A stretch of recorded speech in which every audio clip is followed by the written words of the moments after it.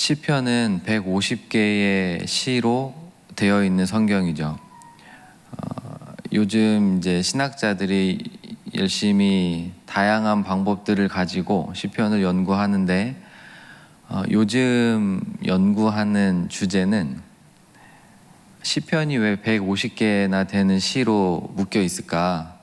그리고 크게 나누면 5개의 묶음으로 나눠져 있거든요. 오늘 저희가 읽은 시편은 제1권, 시편 150개나 되는 시를 5개로 묶어놨는데, 그러니까 5권까지 있는 거죠. 그 중에 제1권의 맨 마지막 시입니다. 그래서 41편을 읽었는데 42편 맨 위에 보시면 웬만한 성경에는 다 제2권이라고 써 있어요. 그렇죠? 그러니까 저희가 오늘 읽은 이 시편은 제1권의 마지막 시입니다. 그러니까 어떤 의미가 있겠죠. 1절, 2절, 3절을 보시면 하나님에 대해서 소개를 합니다. 그러니까 시인이 경험하고 시인이 알고 있는 그 하나님에 대해서 노래를 하는데, 시인이 아는 하나님은 어떤 하나님이냐면 1절에 재앙의 날에 그를 건지시는 하나님이세요. 2절에 여호와께서 그를 지키시는 분이시고, 그리고 주여 그를 그 원수들의 뜻에 맡기지 마소서, 원수들의 뜻에 맡기지 않는 하나님이세요. 3절에 여호와께서 그를 병상에서 붙드시고, 하나님은 병상에서 자신의 자녀를 붙드시는 하나님이십니다. 또 3절 끝부분에 그의 병을 고쳐주시나이다. 하나님은 병을 고치시는 하나님이세요. 이게 시인이 경험하고 시인이 노래하고 있는 하나님의 특징입니다.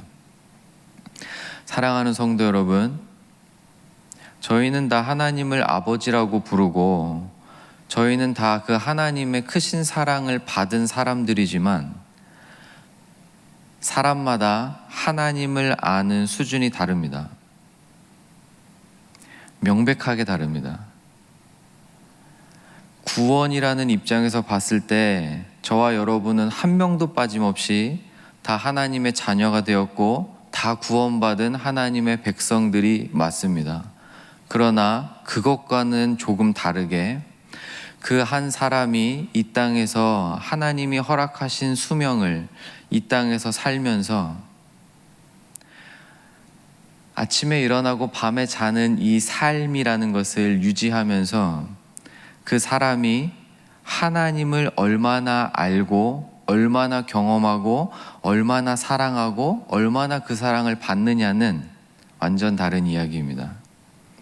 시인에게 하나님은 이런 하나님이세요. 확실한 거예요. 흔들리지 않는 하나님에 대한 믿음. 바라기는 이런 믿음이, 꼭 이런 하나님이 아니실 수 있죠. 저에게는 병을 고치시는 하나님은 경험 못 해본 하나님일 수도 있어요. 그렇지만 무궁하신 하나님은 저와 여러분 각자 한 사람 한 사람에게 내가 누구인지, 나 여호와가 어떤 분이신지를 알려주시기를 기뻐하시는 하나님이십니다. 정말 간절히 바라기는 내가 경험하는 하나님, 그래서 이제는 어떤 유혹이 와도 어떤 고통 가운데 있어도 흔들리지 않는 하나님을 향한 그 믿음이 저와 여러분에게 세워지기를 간절히 바랍니다. 그런데 너무 멋진 이런 시인이지만 4절에 보니까 내가 말하기를 여호와여 내게 은혜를 베푸소서, 하나님이 은혜를 베푸시지 않으면 안 되는 상황에 떨어진 것 같아요. 내가 주께 범죄하였사오니 나를 고쳐주십시오. 하나님을 이렇게 개인적으로 깊이 경험하고 깊이 알고 흔들리지 않는 믿음을 소유했는데도 불구하고 하나님 앞에서 죄를 짓는 연약한 사람임을 고백할 수밖에 없는 거죠. 그리고 저희가 믿기로는 이 시들은 다윗이 썼다고 믿는데, 다윗이 썼다면 성경 전체를 통틀어서 하나님의 마음에 합한 자라는 거의 이 말도 안 되는 것 같은 칭호를 받은 인물인데도, 그리고 정말 개인적으로 하나님을 깊이 만난 이 다윗인데도 불구하고 저희가 아는 것처럼 다윗은 죄에 넘어지죠.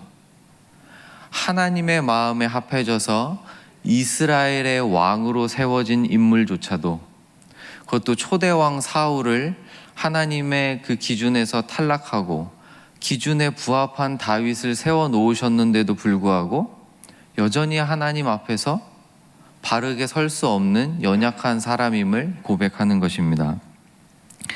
5절부터 9절까지는 이 다윗을 정말 힘들게 하는, 그냥 아이고 힘들어 수준이 아니라 요즘 단어로 바꾼다면 다윗을 우울증에 빠지게 만들고 조울증에 빠지게 만들고 자살 충동을 느끼게 할 만한 그런 삶을 살아갈 수 없게 만드는 고통을 주는 이야기들을 등장합니다. 5절에 원수가 나와요. 나의 원수가 내게 대하여 악담하기를, 쟤는 도대체 언제 죽냐? 저 인간은 살 가치가 없는 사람인데 도대체 쟤는 언제 죽는 거냐? 그의 이름이 언제나 없어질까? 이름이 없어진다는 것은 그 삶에 그 사람이 살아온 모든 삶을 부정하는 거죠. 이름을 기억할 가치가 없다. 쟤는 빨리 죽는 게, 그리고 빨리빨리 그냥 기억에서 사라지는 게 낫겠다. 6절에 근데 또 그 원수가 나를 보러 옵니다. 나를 보러 와서는 거짓말을 해요. 그런 적 없다는 것처럼 조용하게 와가지고 생글생글 웃으면서 위하는 척합니다. 그의 중심에 악을 쌓았다가 나가서는 이를 널리 선포하오며, 야 내가 가서 걔 만나고 왔는데 걔는 빨리 죽는 게 낫다, 뭐 이런 얘기를 하고 다니는 거예요. 7절에 나를 미워하는 자들이 나와요. 나를 미워하는 자들이 나와서 다 하나같이 내게 대하여 수군대고 나를 해하려고 꾀하며. 8절에 그들이 이르기를 악한 병이 그에게 들었으니 이제 그가 눕고 다시 일어나지 못할 거다. 야, 쟤 병원에 입원했는데 못 일어날 것 같다, 이러면서 다 다윗을 악담하는 거죠. 9절에 가장 가슴 아픈 장면이 하나 나와요. 내가 신뢰하여 내 떡을 나눠 먹던 나의 가까운 친구도 나를 대적하여 그의 발꿈치를 들었나이다. 발꿈치를 들었다는 게 이제 배반했다라는 어떤 그런 상징적인 이미지거든요. 이게 복음서에 보면 가룟 유다한테 등장을 합니다. 가룟 유다가 예수님한테 이제 키스를 할 때 발꿈치를 들어요. 다윗의 인생은 완전히 무너진 겁니다. 완전히 무너진 거예요. 하나님을 깊이 경험한 사람도 인생의 이런 정말 막다른 골목에 도달할 때가 있습니다. 10절, 11절. 11절이 하이라이트인데 10절에 그러하오나 원수가 맨날 와서 저딴 소리나 하고 그렇게 나를 위대하다고 노래를 불렀던 사람들이 다 나에게 등을 돌리고 내 식탁에 앉아서 나의 신뢰를 받고 나를 신뢰해줬던 그런 친구들조차도 나를 배반하는 이 모양이지만 10절 그러하오나 주 여호와여 내게 은혜를 베풀어 주십시오. 은혜가 뭐죠? 자격이 없는 자에게 값없이 주시는 하나님의 사랑입니다. 자격이 없는 자에게 값없이 주시는 하나님의 놀라운 사랑이에요. 저는 자격이 없지만 그래도 하나님의 그 크신 사랑을 구합니다. 그러하오나 내게 은혜를 베풀어 주십시오. 그래서 저 악을 행하는 자들이 이기지 못하도록 승리하지 못하도록 하나님, 내가 보응할 수 있도록, 내가 다시 멋있게 살아나가지고 아침 드라마의 내용처럼 막 저 사람에게 나를 모욕했던 것처럼 내가 저 사람에게 모욕을 주고 저 사람을 파멸시키고 이런 내용이 아니에요. 하나님의 보응이 일어나기를 원하는 겁니다. 11절에 내 원수가 나를 이기지 못하오니, 내 원수가 나를 이기지 못하는 이유는 딱 하나예요. 이미 나는 무너졌고 이미 나는 원수들 앞에서 패배를 했어요. 그런데 내 원수가 나를 이기지 못하는, 끝까지 이기지 못하는 딱 하나의 이유가 있는데, 그게 뭐냐면 10절에서 구한 하나님의 은혜 때문입니다.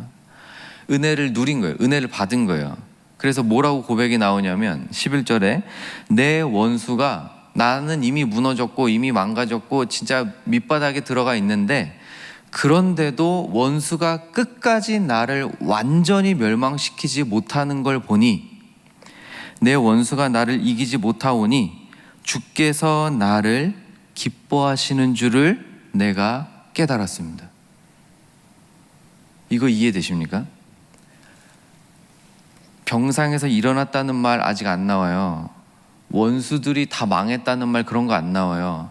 나를 배반했던 저 못된 인간들이 다 망했다는 이야기 하나도 안 나와요. 뭐라고 나오냐면 내 원수가 나를 이기지는 못하는 걸 보니, 이걸 좀 더 그냥 각색을 하면 완전히 내 삶의 겉모양은 무너진 것 같고 어려운 것 같고 여전히 고통 가운데 있는데도 하나님을 향한 내 마음이, 내 신앙이, 내 믿음이, 내 사랑이 무너지지 않는 걸 보니 원수가 나를 끝까지 이기지 못하는군요. 내가 무너져도 100번은 무너졌을 것 같은데 이 하나님을 향한 사랑이 식지 않는 걸 보니 하나님 나를 기뻐하시는군요. 다윗이 이걸 깨달아요. 기가 막힌 은혜입니다. 내 힘으로는 절대 버틸 수 없는 상황에 여전히 놓여 있는데, 내 힘으로는 안 되는 걸 나도 아는데 세상에 내가 버티고 있는 걸 보니, 내 원수가 끝까지 나를 망가뜨리지 못하는 걸 보니, 여기서 원수는 이제 인간적인 원수가 아니라 이제 거의 사탄 마귀로 바뀌는 겁니다. 끝까지 하나님을 향한 나의 믿음이 식지 않는 걸 보니 하나님 나를 기뻐하시는군요. 기뻐하시는 줄을 내가 알았나이다. 그러면서 완전히 다른 이제 이야기가 펼쳐지는데 딱 2절 나옵니다. 12절 13절이에요. 12절에 주께서 나를 온전한 중에 붙드시고, 이제 여기서 회복시키신다는 얘기입니다. 이제 회복이 일어나요. 그리고 영원히 주 앞에 나를 세우시는군요. 완전 다른 이야기예요. 보잘것없이 밑바닥까지 떨어진 나의 마음을 끝까지 흔들리지 않게 붙들어 주시더니 때가 되니까 회복시키시고, 단순히 이 땅에서 회복으로 끝나지 않고 하나님 나를 영원토록 주님 앞에 세워 주시는군요. 정말 완전 다른 이야기. 그전에는 알지도 못했고 느끼지도 못해봤던, 세상에 저런 세계가 있을까? 경험해보지도 못했던, 정말 표현이 좀 진부하지만 정말 깊은 영적인 세계로 들어가는 거예요. 나를 영원토록 하나님 앞에 세워주신다. 그래서 시편 제1권의 맨 마지막 시편의 맨 마지막 절 13절, 이스라엘의 하나님 여호와를 영원부터 영원까지 송축할지어다. 아멘 아멘. 이렇게 시편의 제1권이 마무리가 됩니다. 사랑하는 성도 여러분, 저희가 믿고 알고 사랑하는 하나님은 저희의 생각보다 크신 분이십니다. 저희는 아무리 날고 뛰어도 눈에 보이는 것에 한계가 와요. 사람이다 보니 안 먹으면 배고프고, 그리고 말씀 안 들으면, 예배 드리지 않으면 죽었다 깨나도 그 영적인 힘을 유지할 수 없는 게 저와 여러분들입니다. 은혜가 없이는 이 땅에서 정말 손톱만한 선 하나도 이루지 못하는 게 결국은 저와 여러분의 삶인데, 이런 저희를 은혜를 베푸셔서 결국에는 영원토록 여호와 앞에 세우시는 분이 우리 아버지 하나님이신 줄 믿으시기를 바랍니다. 이런 은혜가, 정말 이런 하나님을 깊이 알고 하나님의 은혜를 깊이 누리는 은혜가 있으시기를 간절히 축원드립니다.